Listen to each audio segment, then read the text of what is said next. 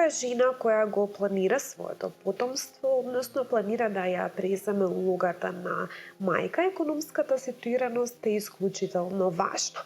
Токму заради тоа, во овој период на планирање на семејството или во период кога жените ќе дознаат дека се бремени, вработувањето и работата им е од исклучителна важност, односно од исклучително значење, токму преди тоа што честното работење и заработувачка им отвара пристап до економски ресурси и на тој начин тие придонесуваат во зголемување на буџетот во домаќинството и ситуирање на новиот член во семејството.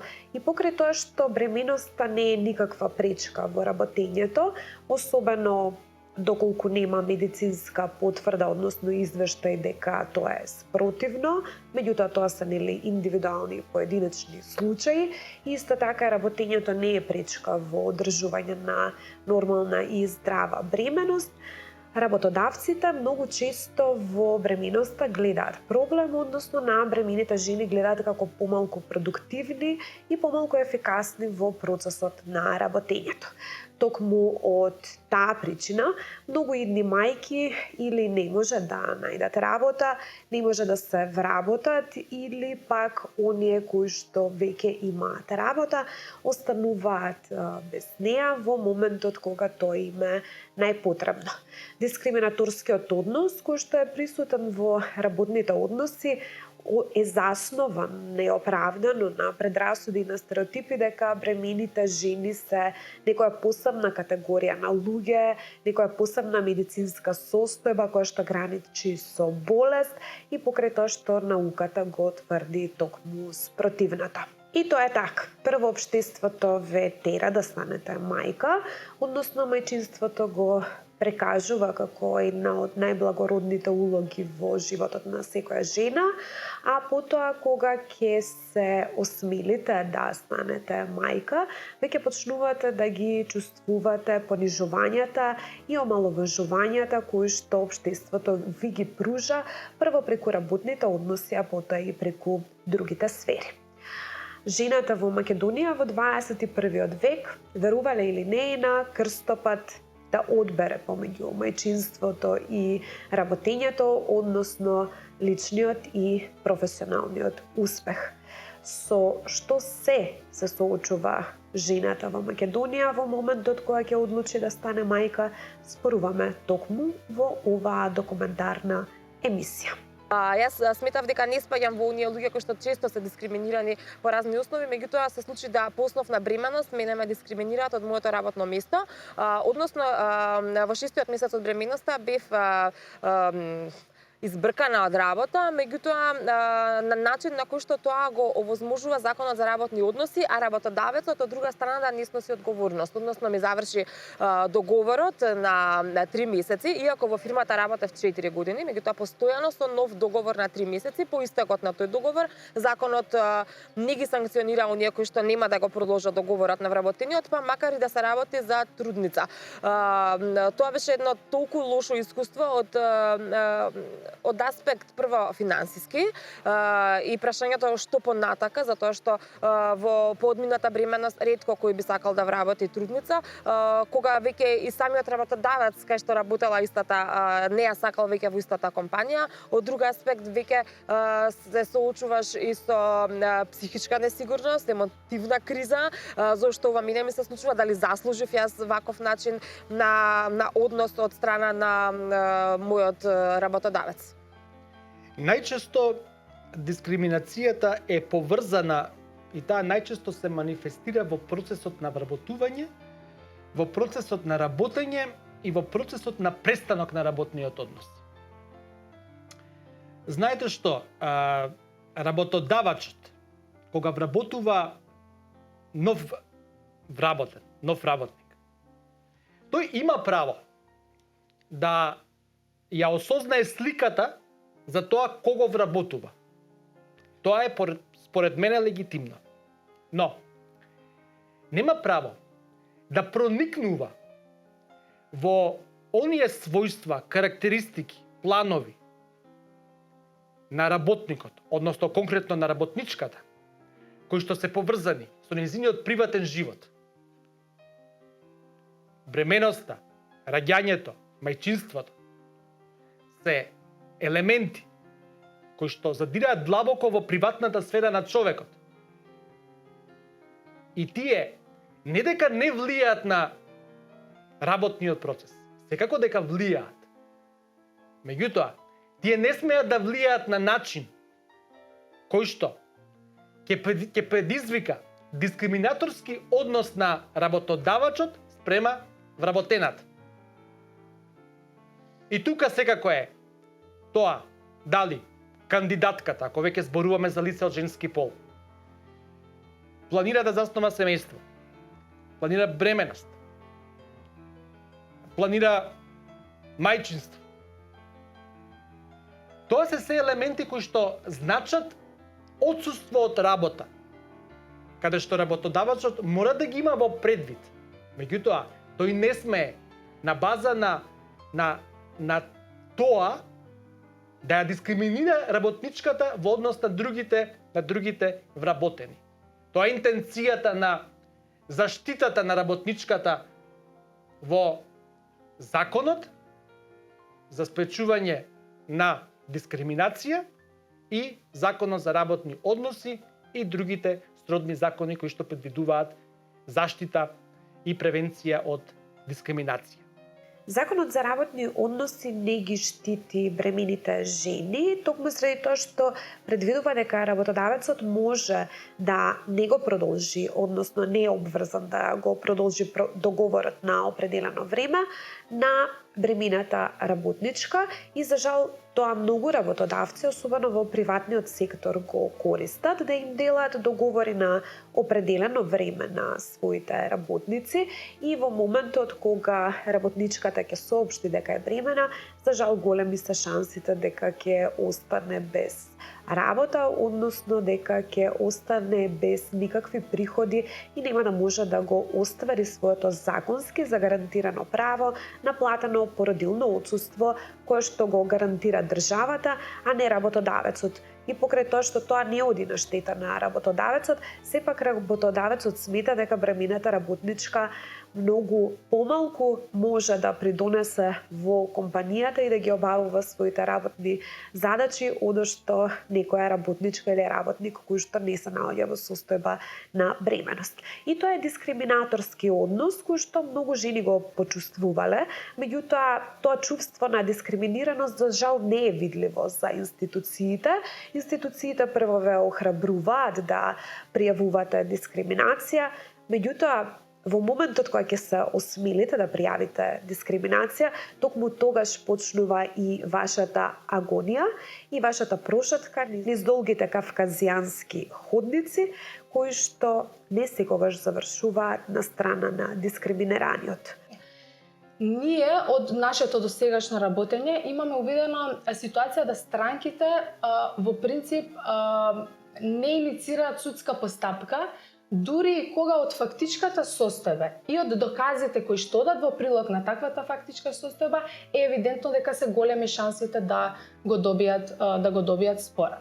Сега, кои се причините поради кои што граѓаните не иницираат судска постапка, односно не бараат судска заштита во ваквиве случаеви? Причините може да бидат многобројни, меѓутоа ќе се обидам да ги сумирам накратко на 3 клучни причини. Па од тому, првата причина која што сметам дека е важна е финансискиот пристап до правда. Односно, финансиските можности на странката да може да иницира и да води судска постапка. Тоа е клучната причина поради која што граѓаните и причина број 1 поради која што граѓаните се одвраќаат и едноставно не иницираат судска постапка, бидејќи знаете како водењето на судската постапка чини. Тоа изискува навистина големи финансиски трошоци и не секоја странка може истите да ги поднесе. Втората причина е долгото траење на судските постапки, што исто така е причина поради која што граѓаните се одвраќаат и едноставно не се впуштаат да иницираат судска постапка. И на крајот секако се личните причини, кои што може да бидат многобројни, и на крајот од денот од самата странка зависи дали ќе инициира судска постапка или не. Од друга страна, при Комисијата за спречување и заштита од дискриминација досега се поднесени само 4 пријави од страна на жени кои се почувствувале дискриминирани во работните односи. Од нив само едно позитивно мислење е донесено во корист на пријавителката, односно бремената работничка која се посомневала на дискриминација. Едната пријава е повлечена од страна на пријавителката, а за 2 во моментот се води постапка. Бројот на пријави до Државната комисија за заштита и спречување на дискриминација е релативно мал, а уште полоша слика има во судските пресуди.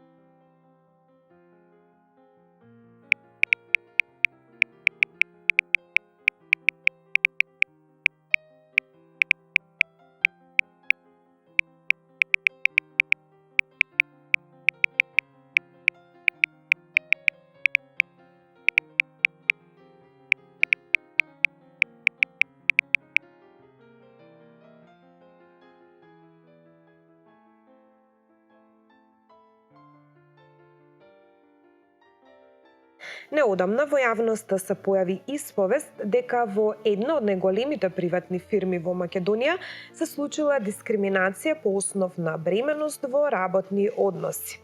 Просветно дело не е единствената компанија во која се случува дискриминација на бремени работнички, но она што е највпечатливо е фактот дека токму оваа фирма не е за прв пат обвината за оставање бремени работнички без работа. Од Основниот граѓански суд во Скопје за потребите на снимањето на оваа емисија добивме информација дека во Основниот граѓански суд во Скопје во 2017 година е поднесена тужба од физичко лице како тужител против правниот субјект тужениот просветно дело АД Скопје со основ дискриминација. По поднесената тужба заведен е предмет РО број 980/17, а по спроведената постапка пред овој суд на ден 6.7.2017 година донесена е пресуда. Со оваа првостепена пресуда делумно е усвоено тужбеното барање на тужителката, односно физичкото лице спрема тужениот просветно дело АД Скопје. Но понатаму, бидејќи оваа правосилна пресуда, странките имаат право да ја обжалат, а како ја поднесена жалба од тужениот просветно дело АД Скопје, предметот со сите списи е упетен до Апелациониот суд Скопје за постапување по поднесената жалба како на надлежен второстепен суд. Нејасно е зошто Апелациониот суд на ден 7.2.2018 година донел одлука по поднесената жалба, односно пресуда со која што се укинува првостепената пресуда на Основниот суд во Скопје и се носи потполно нова пресуда во корист на правниот субјект, односно тужениот просветно дело АД Скопје. Сепак, некој од судиите во Основниот граѓански суд видел основ за дискриминација по тужбата што до Основниот граѓански суд во Скопје ја упатила тужителката по основ дискриминација. Охрабрувачки е тоа што е донесена една првостепена пресуда во корист на тужителката по основ на дискриминација, меѓутоа тоа што апелација ја укинала оваа првостепена пресуда, сепак покажува дека судската пракса е неискусна во проценување на дискриминацијата и на овој начин и со овакви пресуди се обесхрабруваат понатаму тужителите, односно сите кои што ќе се посомневаат на дискриминација, да упатуваат тужби до судовите, токму поради тоа што не се сигурни во известноста на пресудите. што во случај кога второстепениот суд ќе донесе одлука да ја преиначи првостепената судска пресуда. Во таков случај странките имаат можност да изјават ревизија против таквата одлука до Врховниот суд на Република Северна Македонија. Ревизијата е вонреден правен лек, кој што е малку поспецифично утврден, со оглед дека е врзан со вредносниот елемент на спорот. Меѓутоа, Законот за парничната постапка предвидува исклучок од ваквото правило, па така предвидува определени ситуации кои што се точно таксативно наведени, во кои што без разлика на вредноста на спорот постои можност странката да се обрати до Врховниот суд на начин што ќе поднесе ревизија. Меѓу останатите кои што се таксативно наведени случаи, станува збор и за случајот кога второстепениот суд ќе донесе одлука со која што ќе ја преиначи првостепената судска одлука. Тука е многу важно граѓаните кои што ќе се обратат до Врховниот суд да тоа го направат навремено, односно во рокот најдоцна во рокот 30 дена откако ќе ја примат пресудата. И понатаму одлуката е секако на Врховниот суд кој што е надлежен да одлучи по повод изјавената ревизија и тоа е должен да го направи најдоцна во рокот 8 месеци од денот откако го има примено предметот во работа. ЈО 34 години од Скопје, инаку поранешна вработена во просветно дело, за мој збор посведочи со какви немели искуства се соочила токму во оваа компанија. Според незината исповест, во просветно дело се вработила во 2019 година. Како што наведува, при разговорот за работа и било кажано дека договорот за работа ќе биде на определено време. Како што вели ЈО, тоа беше единственото нешто што не ми се допаѓаше, но бидејќи немав искуство со таков договор, искрено не ни знаев што значи тоа. Во меѓувреме открив дека сум трудна и му кажав на шефот и на колешката, само за да знаат дека додека чекам да видам каков тип на бременост имам, лесна, тешка или болна, би побарала да се воздржам од кревање тешки материјали. По месец-два беше прогласен почетокот на COVID пандемијата. ЈО наведува и дека секако дека беше кажано од владата дека трудните не треба да одат на работа, но тоа не беше предложено во оваа фирма ниту понудено.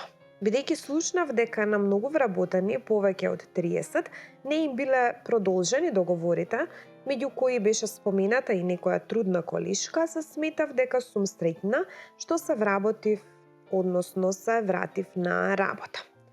Често добивав коментари од купувачите што правиш ти трудна на работа, одговорот беше ист, за да земам трудничко. Па добивав предавање за здравието, за забраните од владата и ред други коментари. Само им кажував дека теоријата на телевизија не е иста со праксата. Последните 3-4 месеци звонев во канцеларијата кај колешката која ги спремаше договорите за вработените за да ми каже ако знае дали ќе ми биде продолжен договорот. Одговорот секогаш беше ист. За жал не решавам јас. Договорите се кај директорката. Чекам да ми ги врати подпишани. Ако има нешто ќе те известам.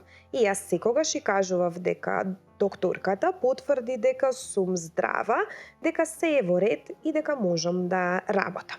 Едно нешто што стана пракса беше ако сакаш да си одиш, треба да најавиш пред време, нормално.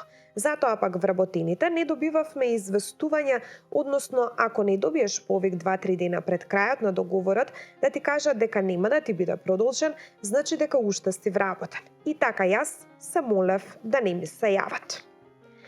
Од целото искуство во просветно дело можам да речам дека бев среќна да најдам на добри колеги. Имав некоја среќа, некои работи да се одвиваат во мојот корист. Но стресот дека си во ситуација во која не знаеш утре на што си, не зависи од тебе и од твојата посветеност во работата, туку од расположението на тој кој треба да го потпише, барем така изгледа, не е нималку интересен. Ова е сведоштвото на Ј.О. 34 од Скопје, поранешно вработена во просветно дело, која работела во текот на својата бременост и сведочи токму за емисијата Мој збор. На барање на Ј.О. Незината изјава ја пренесуваме со иницијали и на која добивме по писмен пат, односно преку електронска пошта на нашата официјална имејл адреса и имаме потполен увид во незиното сведоштво. Сепак Ј.О. одлучи да го заштитиме незиното сведоштво, односно незината изјава да ја пренесеме само со иницијали, поради тоа што смета дека незиното јавно појавување и сведочење може да направи некакво влијание или штета врз незиното моментално вработување. Интересно е тоа што појавното изнесување на искуството на бремената работничка која останала без работа во просветно дело откако соопштила дека е бремена, адвокатката на оваа компанија Данче Чакаровска-Гроздановска, која во јавноста создава слика на борец за работнички права, до бремената работничка која јавно го изнесе своето искуство, редовно праќа барања за извинување и јавно повлекување на исказите со дополнителна закана за тужба и барање за парична одштета. Колку и работодавците, така и нивните адвокати кои се водат од корпоративниот интерес, а не од човековите права, не се воздржуваат да дадат слободни формулации во своите дописи кои го откриваат нивниот дискриминаторски однос. Така, Данче Чакаровска-Гроздановска во својот допис до бремената поранешна вработена во просветно дело, која јавно се пожали на дискриминација, има упатено исказ во писмена форма кој гласи: дополнително во истата објава наведувате дека АД просветно дело ве оставило без право на породилно отсуство, со што упатувате на тоа дека целта на вработувањето би била единствена стекнување со право на породилно отсуство.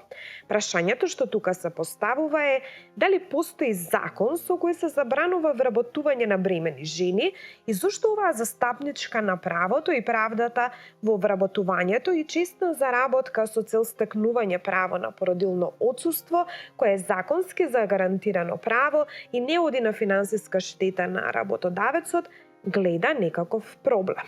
Ние активно ги мониторираме судските постапки и навистина не е само дека има мал број на судски пресуди кои што се во корист на тужителката, туку генерално има мал број на судски постапки кои што се однесуваат на дискриминација и во овој дел сметаме дека треба да се работи со две категории. Во прв план треба да се работи со граѓаните, меѓутоа треба да се работи и со специјализираниот кадар.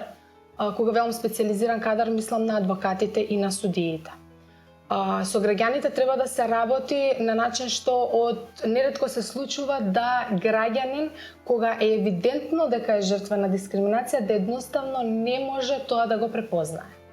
И обратна ситуација за волја на вистината, кога граѓаните не се дискриминирани, едноставно да се убедени дека во конкретниот случај станува збор за дискриминација и токму затоа сметам дека треба да се работи со граѓаните на начин што ќе бидат превземени низа информативни активности, едукативни активности кои што ќе одат во насока да граѓаните се запознаат со дискриминацијата, со оглед дека дискриминацијата е релативно нова област во нашиот правен систем, ќе се запознаат со дискриминацијата, со облиците на дискриминација и со сите механизми, како вон судски, така и судски механизми за заштита во случај доколку истите бидат жртва на дискриминација.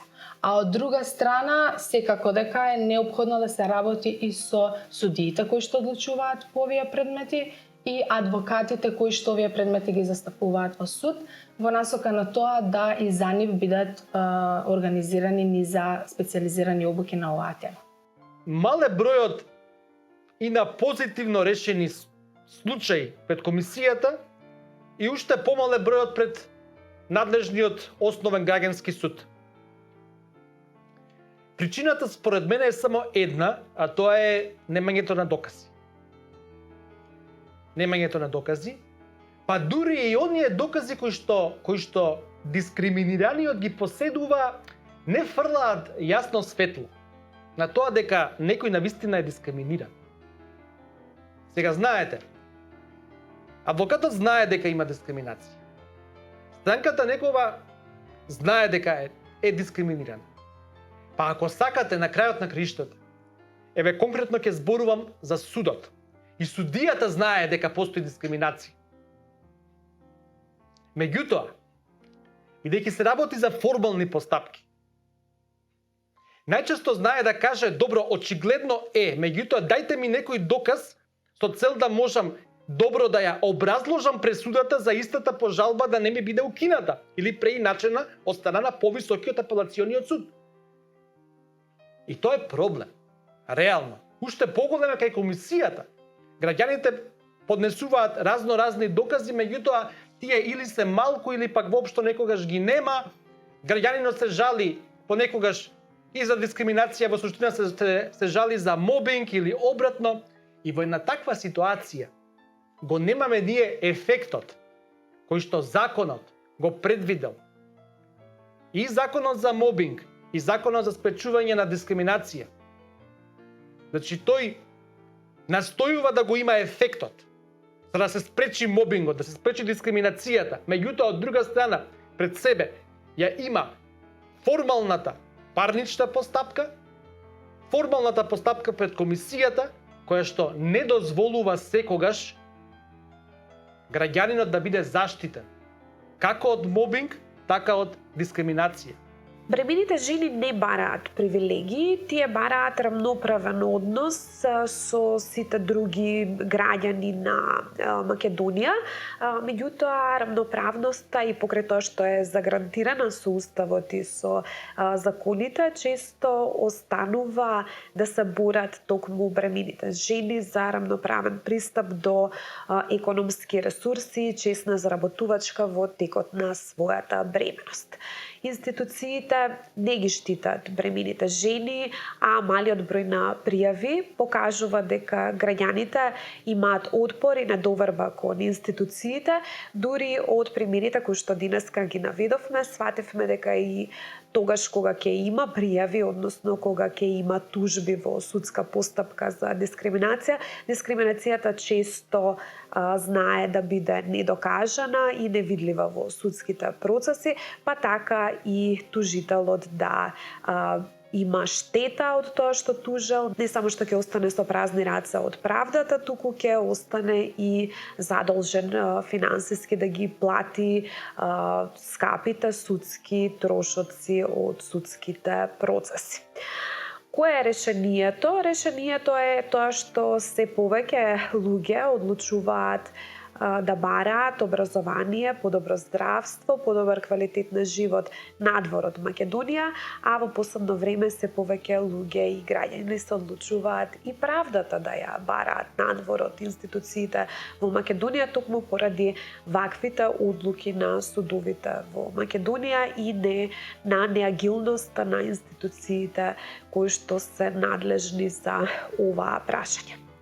Сето ова што денеска го кажавме и го зборувавме за статусот на бремените жени во работните односи во 21. век во Македонија, за жал не е исечок од книгата Пофалба на лудоста на Еразмо Ротердамски, туку е реалност за голем број бремени жени и идни мајки во Македонија во 21. век.